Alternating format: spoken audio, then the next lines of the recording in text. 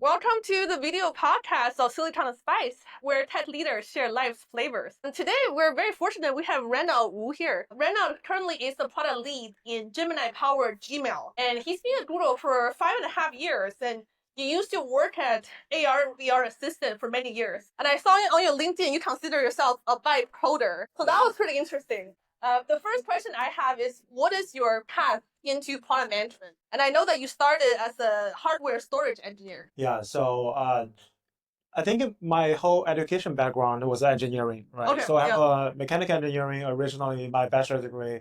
I have a double E, electrical engineering and computer science for my master degree back in New York. Yeah, That was like between 2008 and 2009.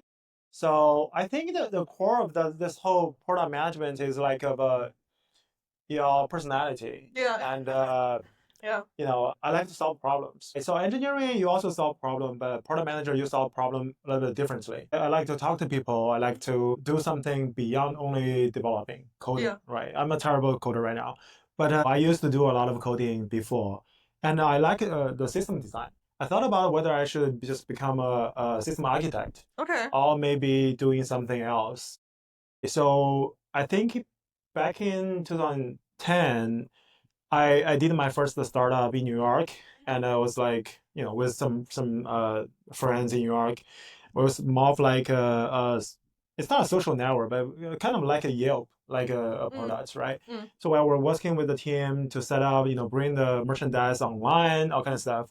At that time, Yelp was not that popular yet, Yeah, right? So it's yeah. kind of a very early stage of the whole internet and the mobile apps. So after that, the startup has been running for a bit. I remember I was kind of the only, Asian pitcher in Lower Manhattan. Right? Okay. It's like, hey, this is what I'm doing, like Yeah. give me money, right? So, I feel kind of lonely over there, right? So that's kind of, with that and also some visa stuff. So I decided to move to California, right? Silicon Valley. I was like, oh, I come here to pursue my entrepreneurship. And I came here. I know it's a bit of a long story, but it's kind of, I think if you're an entrepreneur Yeah. and you want to solve problem, you care about the user. Right. Yeah. You have a natural fit into product management, right? That is true. I Yeah. remember I was talking to some product leader in my earlier career. They were like, everything is a product, right? You should, Yeah.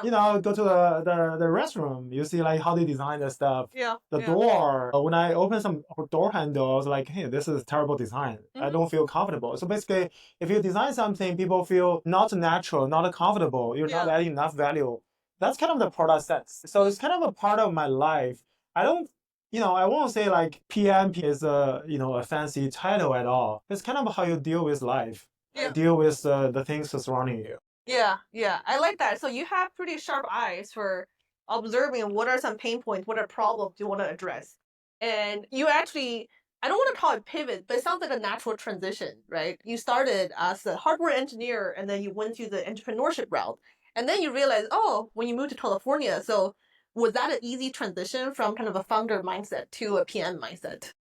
So actually, in my early career at Silicon Valley, my first several years, I was a network and kind of a distributed system, hardware system engineer, right? We designed the computing system and the storage system. Yeah. So I was an engineer for several years, trying to get my visa. Same time, actually, I was doing a investment consulting company at the same time. Okay. Okay. So I remember, I was traveling all the time to deal with some investment opportunities. And my manager, I was still working that time. My manager was like, "Hey Ray, how's your deal going?" I was like, "Come on, don't make it so obvious." But I think the thing is like, I just cannot stop myself to do new things, to do stuff, right? Yeah, So obviously, I still do a great job at my work, and Yeah. I gotta kind of exceed or strong exceed every year.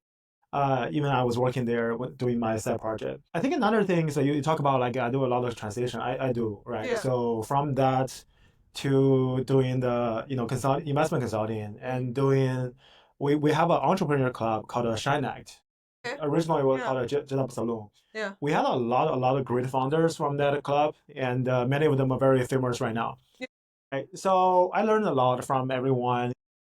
Every Friday we meet together with like, hey, everyone introduce themselves. Like, this is my day job, this is my night job, this is my weekend job, Oh, right? wow. Everyone's like that. We talk about crypto, we talk about AI, we have a whole bunch of stuff. So I Yeah. learned a lot of new technology over there, right? Yeah. And also, I think everyone has a different learning style. I like talking to people Yeah. to learn from them. So like, Yeah. oh, how do you think about it? Not reading like a tons of books. Like doing it. Yeah. Yes, by doing it, building prototype, by building stuff. So I think that's really excites me. And I did a lot of transition from the network storage to kind of the voice AI and do voice AI. Then we transited to AR, VR, and then to smart assistant, then to RM. And now I'm working on Gemini.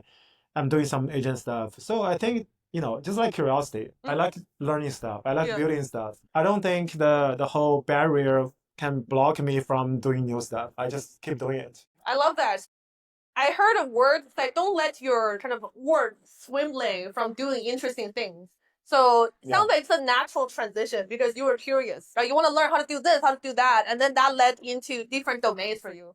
Yeah. Which is actually a perfect segue for my second question is you've been a product leader kind of working in the AR, VR, Android Auto space like for many years. What do you consider are the core domain still to thrive in this space? Like, do you have to be having a hardware background? Like for you, it's mechanical engineering. Because like I work in payments, right? It feels like that's one domain. And I feel like for hardware, that's another domain. It could be hard to break into. That could be a barrier. But what do you consider are the core skills? I think, interviewing a company and doing a job is very different. So I think, first of all, you have to have the opportunity, right, to get a chance of doing the job. So that's why a lot of people has been promoting. You have to do a lot of connection, networking, all kind of stuff, building a weak network or strong network, right? Yeah. So you have to get the opportunity to do that and persuade them, kind of a skill, passion, and all kind of stuff to potentially do the job. Right. Yeah. Right. Yeah. And after you get into it, I think it's just like the learning skills. Right. I'm not saying I'm a great learner, but I like learning stuff. I just can't stop myself doing those things. So, just to give an example, right? You talk about I was mechanical engineering, but I was like, I don't know, 15, 20 years ago. I forgot everything. Yeah. I don't think I remember it. But I remember when we're doing the AR company. I mean, Rocky has become an AR company. Originally, it was like a voice AI company, right? So we first developed the AR glasses, and we have several researchers and optics guy. And I remember I was dealing with some of the really, really kind of physics stuff, like the optics. How do we solve some optics design problem? It's physics. Yeah, that's physics. Yeah. And also I remember like when we designed smart speakers, right? And there's some ID design problem that's the pen, there's some retention of the pen, the design of us. You can't really keep the pen in this curve, right? So kind of the physical stuff, like some ID design and manufacturing, all kinds of, I didn't know any of them. But you just have to, understand from talking to people, do your own research, and finding your own expert, right? I remember I was, we have some AI voice pipeline problem. I used my network to find someone from Alexa. That was the early days. Alexa was still the top leader. Yeah. I found some researcher over there to share with us how this problem should be solved. So you have to be really resourceful, right? Yeah. I think all my leadership or my coworker, they think I'm super resourceful. I find every single way to solve the problem. So so that's how you do your work. So if I summarize, so number one is, of course, learning on the job plays a big role, right? You don't want to be afraid to learn. There's always something to learn. Number two is that be resourceful because you have a kind of a hardware background where you went to these clubs. There's like kind of a network people you can talk to. So when you face a problem, it's not just you solving it alone. So you can bounce ideas with other people. Yeah. Yeah, that's amazing. Yeah. Do you think, I don't want to say like anybody can be a hardware PM, but do you feel like having the engineering background is like a minimum requirement? Or, a software PM, if they want to pivot, they could be a hardware PM. Do you feel like there could be like more barriers? I think first of all, I separate them into like getting a job. I think if you don't have the background, it's very, very hard for you to get the job. That's true. Yeah. Whether you can do the job, I think highly likely. If you're a great learner, you have the engineering thinking thought process, all kind of stuff. Maybe you can do the job. Right. You see, like Google and a lot of companies, people just pivot from one role to another team, which could be totally different. Yeah. Right now it's very hard, but before it's very easy. As far as you can demonstrate that you can do the job, or your friend. You're the friend of the hiring manager. Yeah, I see. Yeah, so that's a good point because the entry to get there does have a little invisible requirement to have at least you have to do some hardware related projects where that's your passion to prove that you can do the job versus once you have your foot in the door, it's a different story, but you learn it on the job. Yeah, obviously there's still a lot of people they suffer in the job. They cannot catch the speed of the company development, the product evolution. Especially right now the market is too dynamic. I can't even follow all the papers. I used to read most of the papers of the Gemini. Yeah. I cannot. There's so many tools, so many stuff. I try to catch up, but yeah. Yeah, it is overwhelming. But one day you learn this and another day something else different pops up. Yeah. The next question is what is the typical day look like for you as a product lead in the Gemini-powered Gmail Copilot? I think it depends on the time the phase of the project, right? So I do have a portfolio of projects, and some of projects probably we already launched it, right? We launched the MVP or initial version. We're trying to do growth, right? There's a lot of the growth hacking stuff, discovery, right? Education, all kind of stuff. We're kind of trying to drive the repeat usage, right? Yeah. There's some other project, let's say the workflow, agent workflow, or even some agent stuff. Then we have to figure out how do we even make it right, right? So for those projects, if it's an early stage, we do talk to user a lot, right? At a bigger company, sometimes it's not very easy to talk to a user, right? It's not like flexible like a startup. You can just grab someone to do it. We have a process, so we have to respect the process and be scrappy as well to, again, it's kind of be resourceful, right? To get a better sense on the product direction, on the product decisions. And then we do a lot of data work. So I'll give you a typical day, answer your question directly, right? So I think probably, getting up to the work, I'll check my email first, all kind of stuff, working at Gmail. And normally I will plan the top 3 or 4 things I want to focus for the day. Okay. And then, there are a whole bunch of meetings, right? Yeah. We have a lot of meetings, crazy amount of meetings. Yeah. What I'm trying to do is reserve at least 30 minutes, hopefully 1 hour for me to play around with the data, right? Oh, okay. So either do some testing of our product, right? Because, you have to do some prompt engineering a little bit, and we have to acquire the data. Even acquire the data, a lot of time we have to look at the losses, right? We also loss analysis. Yeah. So I think for GenAI stuff, there's just quality is a key of it, right? The evaluation part. Yeah, evaluation is a small part of this whole thing, but you have to have the data. How do you know it's the right data, right? Yeah. And data, you have to have enough representation of the problem you're solving, and basically diversity, right? Yeah. And then make sure you have the data quality, all kind of stuff, right? And then you have to do the evaluation pipeline, blah, blah, blah, loss analysis, release process, all kind of stuff. So basically, I think if I have to name it, probably typical day, 30% of my time is data related. And there's some other, overhead of a big corp you have to deal with, right? Meetings and leadership communication, all kind of stuff. That's probably 40% of my life. And there's other, just working with my team to solve other problems. Make sure that the project is working. Okay. Yeah. So you, from the earlier project, you do have to kind of play around with data, be scrappy, and then talk to the users pretty much. And then for the more mature product, you have to think about, as you mentioned, how to grow, how to get people to repeat use. Yeah. I think, at my peak time, I think last year around November, October, I probably have 3-4 VP review every day. Every day? Every day. And we have to spend the time to prepare those. Yes. And it's a little crazy. And then other time we have to make sure that the product is running, right? And we have to execute toward our milestones. Yeah. I do find that, I agree, kind of the upward communication is equally important, right? How do you represent you and your team and the hard work you do? That does take time. That's an admin part of the work. It's not something that they just know what's going on, but you have to tell the story, kind of tell them what's happening. Yeah. In a digestible way, because they're context switching a lot too. Yeah. Right, they're busy. Yeah, exactly. Yeah. So it's different way of working. But I think your goal is to deliver the product. Yeah. Deliver the user value, right? Sometimes it could be frustrating because it takes forever. But that's overhead. Yeah. Do you find that when you were kind of working on the hardware products, the life cycle is a lot longer. Do you find that a little more frustrating versus working in Gemini?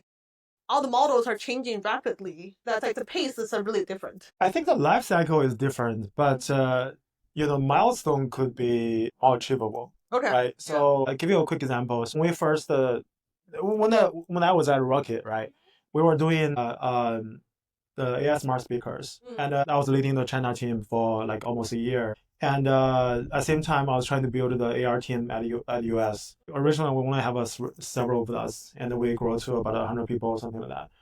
And I think the key there is like originally we were doing a lot of free run research. We have a whole bunch of PhDs, we're doing research. Yeah. And research, we have this algorithm, that algorithm, hardware, this, that one.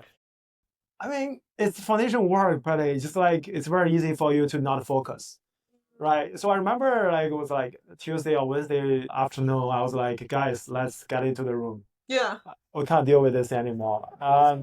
It was like 2-3 months, I remember. Maybe 4 months. Yeah. I was like, let's figure out what do we want to do. Like, we can't just like burn the money. It's very expensive. Yeah. It's very expensive. So I was like, I will get okay, so I'm not going to disclose the exact number, but I will get the market budget to get a booth at a CES, Consumer Electronics show. So let's decide one product. Yeah. And several, 2-3 applications. That's it. We're bringing this over there. So in the next 3 months, we actually build the whole AR glasses from scratch, kind of the AR glass. We built 3 or 4 applications with like a gesture control. There's a virtual BB-8. We can put on the surface using SLAM and use a gesture control with the glass. You can move it. So go away, go there and fly. Okay. Yeah, it's working, right? So you have something butterfly flying on your palm, right? And some AR 3D stuff.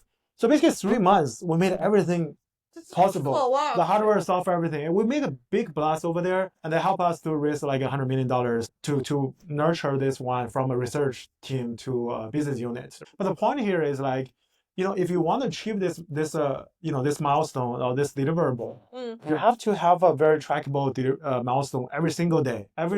Yeah. So basically, hardware can also be agile. They just have a bigger life term for the final product because you have to go through DVT, EVT, all kind of the physical, manufacturer stuff. Yeah. But still, you can move fast. Yeah. Oh, that's interesting. So you kind of had the working backwards plan, right? So you did the booth.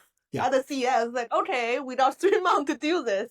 We had to do it. There's no going back. I love that story. Wow. And we spent a lot of money on that. You have to really put the pressure in the kitchen. So now the next question is, what is the biggest challenge you're facing right now, kind of really deep working in the Gen AI space? I can't really speak for the Gen AI industry, right? But I think for us, I'm trying to figure out what I can say.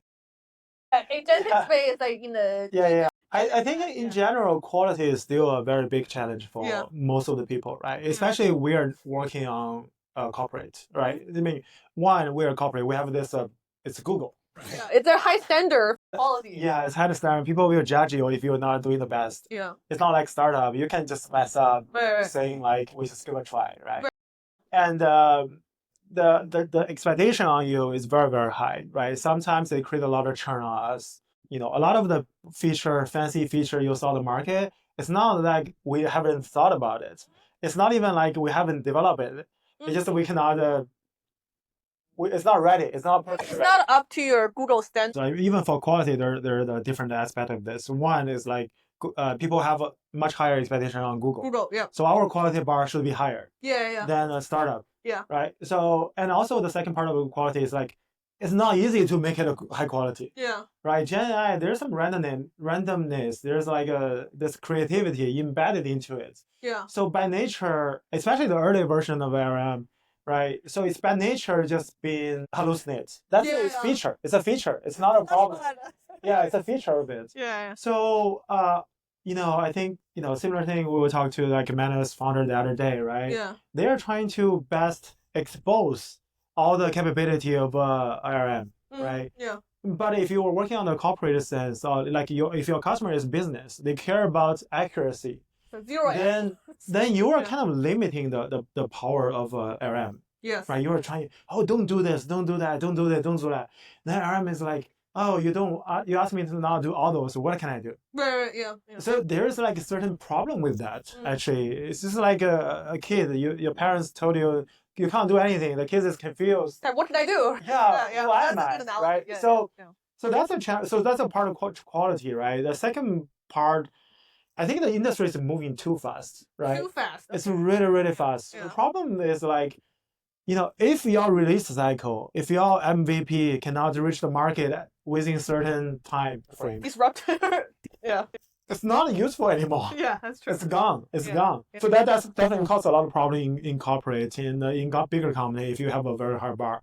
So how do we really bring the features to the user to learn from them in an effective way? We did a lot of exploration internally, trying to optimize the process, right? Optimize some code development plan, Yeah. all kind of stuff, so that we can get the insights earlier instead of us doing all the quality work. Then, oh, Too late. okay, too late. That's No one cares about this anymore, yeah. right? So Yeah. I think that's a main challenge, right? So basically, there's also data, like how do you have the data, how do you have the right data, all kind of stuff. That's also very challenging, especially if you see a lot of the scores, right? They are kind of the math, they're Right. coding, Yeah. but those problems are more defined problem. Yeah. But if you think about like writing an email or customer support, sales, all kind of stuff, Yeah. How do you it's measure an open world problem. Yeah. How do you define a success, especially if you are having a multi-step agent system? Mm-hmm. Like, do you measure success for each of step? Yeah. Or you measure success for the last step? The final right. Yeah. Right. Yeah, that's true. But there could be a problem for each side, right? So there's a lot of challenge for different problem. How do we do it? And it's very expensive to build all those evaluations, right? Yeah. And you need data for each of them, right? Yeah. So yeah, that's all the challenges we're having. So if I summarize, so the first one is definitely the quality issue, right? You want to make sure your product is having a really high bar, just like the other Google products, right? And then you have this like branding reputation you guys have to live up to, right? You can't just have something. But then at the same time, if you spend too much time iterating on it, make sure it's perfect, then it's too late to the market. So that's like it's sort of the little dilemma. How do you strike a balance between right? And then go ahead. Another quick note is like think about Gmail, right? We have several billion users. Yeah. Right? They're from everywhere. It could be a consumer, it could be a soccer mom, it could be anyone, right? It could be me. I'm using Gmail a lot. Yeah. Even before joining the team. So think about your feature has to solve all their cases. All the edge cases, like right? Yeah, it's not like a startup. You're basically focusing on one specific persona. You can do it pretty well. Yeah. I mean, we can probably do that as well. And again, I'm not speaking for Gemini, speaking for Google at all. But I'm thinking, if you think about a smaller problem, more narrow problem, it's easier for you to solve it. Yeah. But if you have to launch something for everyone, then we're PM, right? If you launch something for everyone, what's your ideal customer profile? Right? Yeah. It means it's not for everyone. Yeah, exactly. Yeah, that's true. That's true. I do love the Gmail native embedded kind of Gemini rewriting feature. I actually use that pretty often, whether for work, for life. Let's say I have to complain to like school about certain issues. Like, oh, that's just wonderful. I can just insert it and I can shorten it or rephrase it. I find that a really good, a very native use case versus previously I might have to use cloud, right? But now everything is done in Gmail. So I think that makes me really believe that just like Google as a whole, you could be having the disruptive power than any other companies almost. Yeah.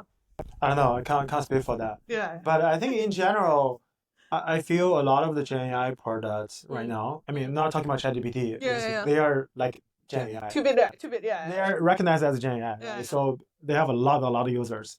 But I think most of the Gen AI products, if they are not part of the, especially for business users, if they're not part of the users' daily workflow, existing workflow, it's super hard, right? I mean, there's a lot of frictions over there.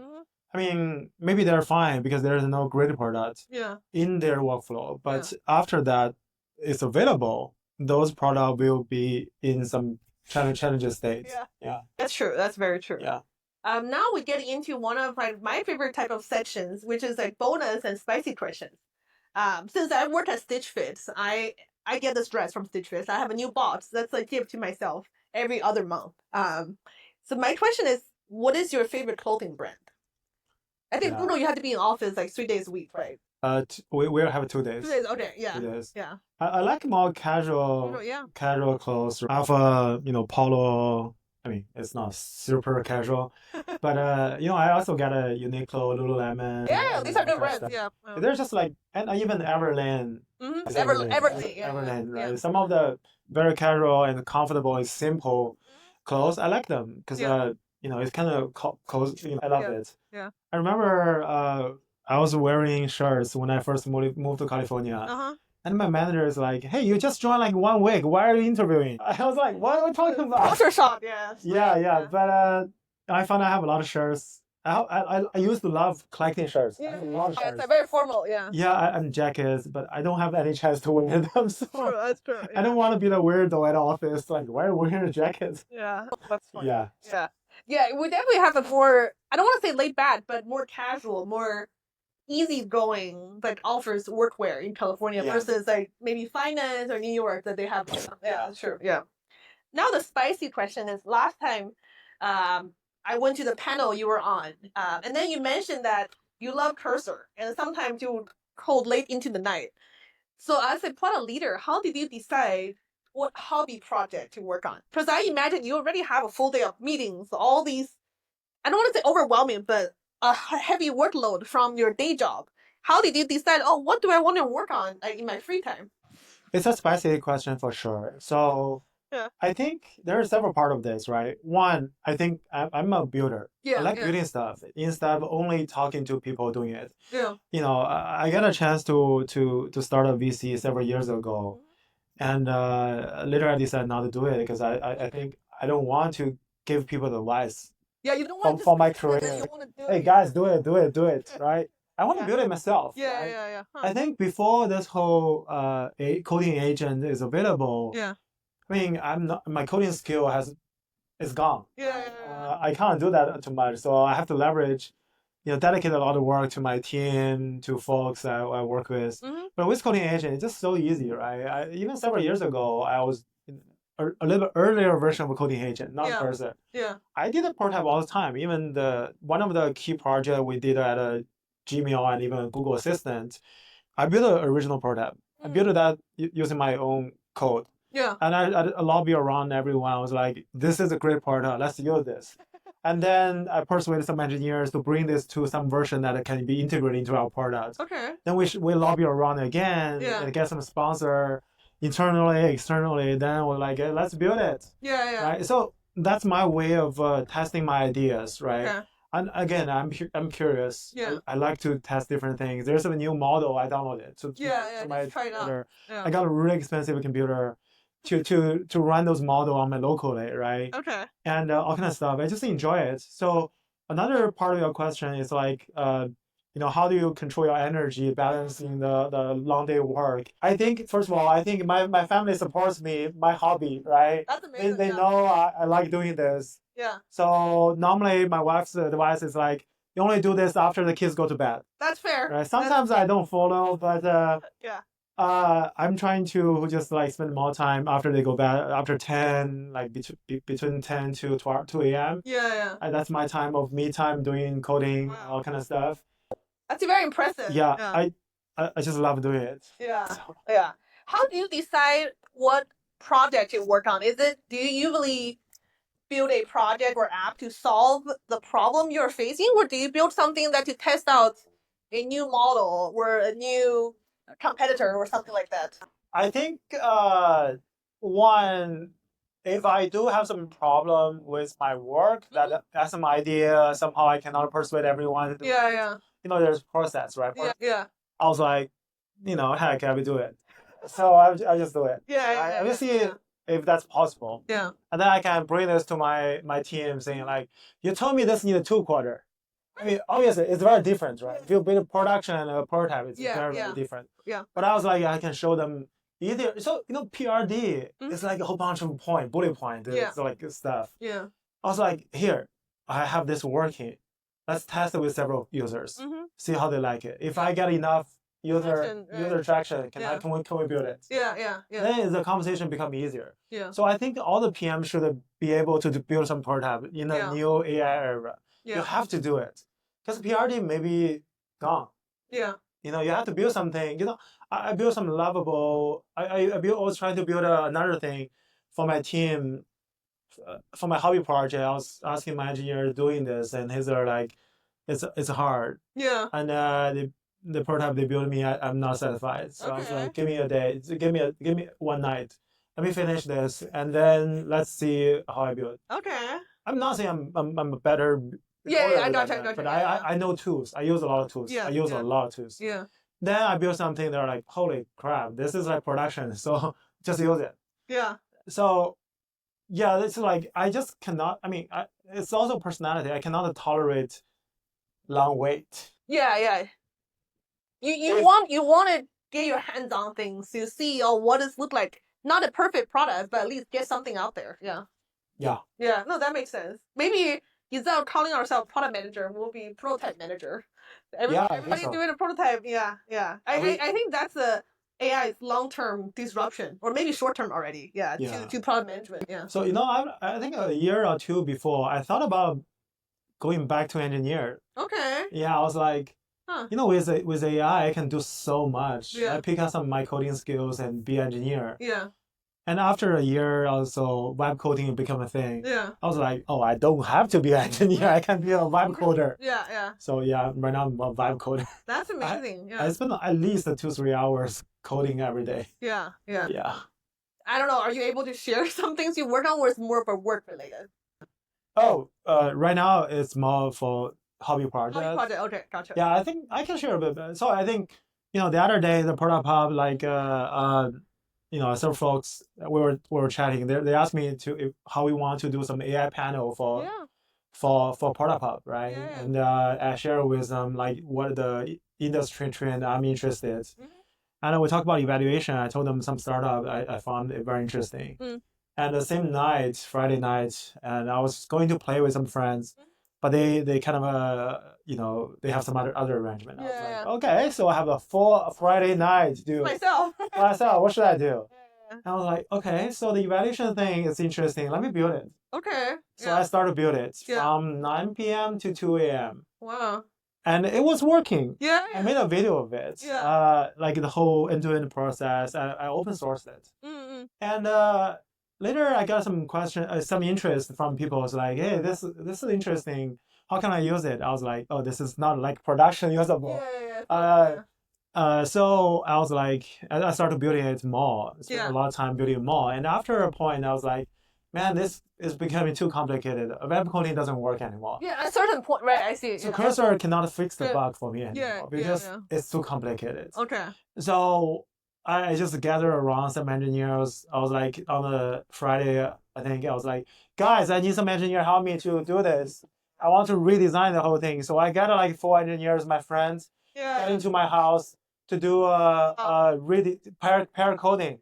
Redesign the whole thing. There's a system architect. Yeah. And variables, everything, and we were redesign the whole system, and we develop it again. Yeah. So in the next 2 ways, we bring it up and have a lot of users testing it already. Yeah. That's amazing. I think that's a founder mindset. I would say that you want to do something, let's build it, let's iterate on it. Okay. Yeah. Yeah, I think it's also be resourceful, right? So like, right. This was we have some info problems like 2 weeks ago. Okay. And none of us are expert in this. I was like, okay, let me check my phone book. I was like, who can solve this? Who can I talk to? Yeah. And I have several people in mind. I talked to one person. I haven't talked to him for like 7 years. Okay. And I was like, guy, I need help. He's like, yeah, let's talk on weekend. I was like, no, I need to talk to you now. And then I'm working right now. Okay, how about 4 p.m.? And then we talk at 4 p.m. So I spent some time talk to him about the project and stuff. I need help. I want to bring this up. He's like, are you doing a startup? I'm like, no. I just want to build this one. Hobby project. I think this is interesting. Yeah. So he's like, okay. I was like, can you just join my 10 p.m. stand-up tonight? And he joined. And I was like, I need you to fix this bug tomorrow. Yeah. So he helped me fix the bug. Wow. And we started to collaborate on this one. That's amazing. That's a really good story that showcases that you're scrappy, right? You put together a superstar team and get it done. That's amazing. I can't do every job. I Yeah, can't do yeah, everything. that's true. That's true. Yeah. There's a better person than me. Yeah. I can probably fix it with perplexity with Yeah. TikTok. Yeah. Yeah. I love that. Thank you, Reynold. This is all the questions I have. Thank you. All right. Bye.